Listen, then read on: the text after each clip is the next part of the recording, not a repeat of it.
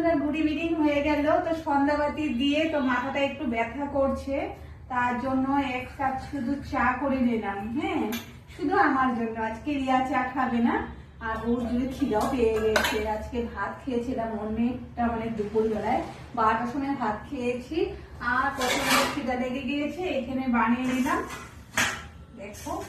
তো তোমরা কে কে খেতে ভালোবাসো তো কমেন্ট করে বলো। এটা কিন্তু ডিম দিয়ে বানানো হয়েছে, 3খানে খেয়ে দেবো আমি।